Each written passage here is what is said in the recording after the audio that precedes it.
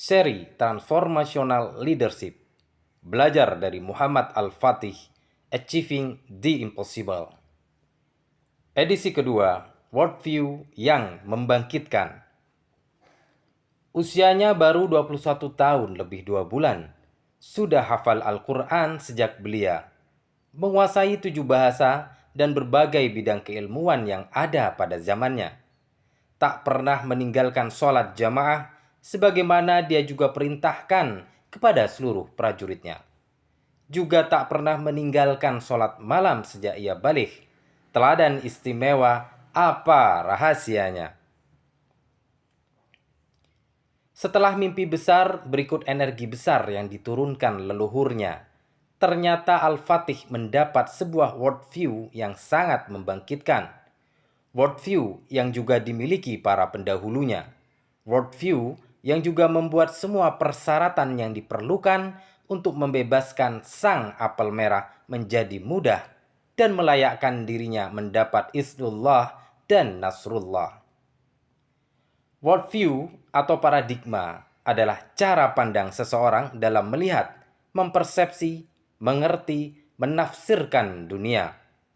Dalam bahasa lain yang dapat disebut juga sebagai mafahim ani al-insan wa al-kaun wal al-hayah, atau cara pandang yang didasarkan pemahaman akan hakikat keberadaan manusia, alam semesta, dan kehidupan. Pemahaman yang menjawab pertanyaan yang paling mendasar dalam hidup ini. Dari mana kita berasal, akan kemana kita setelah mati, dan karenanya untuk apa kita hidup di dunia ini. Cara pandang ini menentukan sikap atau perilaku dan perasaan. Ketika kita melihat dengan cara yang berbeda, maka kita akan berpikir dengan cara berbeda, merasa dengan cara yang berbeda, dan berperilaku dengan cara yang berbeda pula.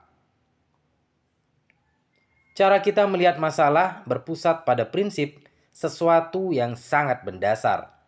Sedemikian pentingnya sebuah worldview bagi kehidupan seseorang, menjadikannya sebagai syarat pertama yang akan mendasari syarat-syarat berikutnya dalam kepemimpinan transformasional. Dan bagi muslim sejati hanya ada worldview Islam. Worldview inilah juga yang sekaligus menjadi jati diri seorang muslim sejati. Worldview sang Ghazi. Lantas apa yang dilakukan Al-Fatih? Al-Fatih muda sudah paham jati dirinya sejak mula. Sudah menemukan worldview Islam sejak dini. Masya Allah, tabarakallah. Al-Fatih ingat wejangan mendasar dari guru jauhnya Imam Syafi'i yang telah memberikan cara mendapatkan worldview itu 700 tahun sebelumnya. Dalam kitab Fiqhul Akbar, beliau menyampaikan ulang dengan gamblang. Kewajiban pertama bagi seorang mukallaf adalah berfikir dan mencari dalil untuk ma'rifat kepada Allah Ta'ala. Ya, dengan hanya cara berfikir mendalam, bukan dengan doktrin, karena Allah Ta'ala telah memberikan petunjuknya.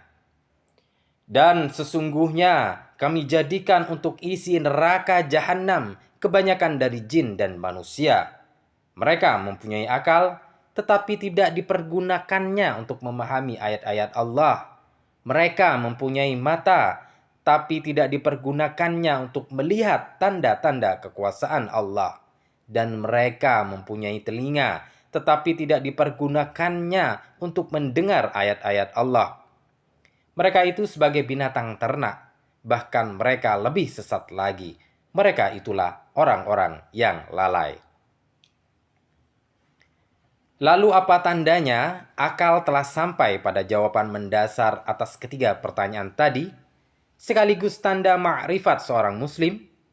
Al-Fatih paham hanya ada satu tanda, yakni harus menjadi hamba Allah yang taat sepenuhnya pada seluruh aturannya. Andai benih sekularisme sudah hadir saat itu, pasti sudah dilibas sejak awal oleh Al-Fatih, bahkan Osman kakek buyutnya. Nah, pemahaman inilah yang juga ditegaskan ulang oleh ulama setelahnya.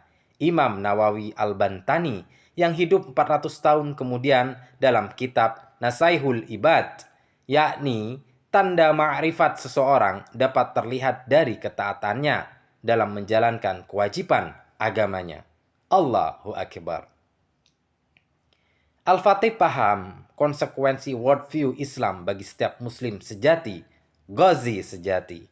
Hidup di dunia yang hanya sebentar, hanya sekali, dan tak ada remedial di akhirat itu harus menjadi hidup untuk beribadah kepada Allah dengan landasan iman yang kokoh dan produktif. Tolak ukur perbuatannya hanya aturan Islam, halal dan haram. Orientasi hidupnya akhirat dan dunia. Semua untuk kemuliaan diri, keluarga, umat, dan perjuangan agama. Karena makna kebahagiaan hakiki hanyalah ketika Allah ridha. Maha benar Allah Subhanahu wa Ta'ala yang telah berfirman dalam hadis qudsi, "Aku Allah, tidak ada Tuhan selain aku.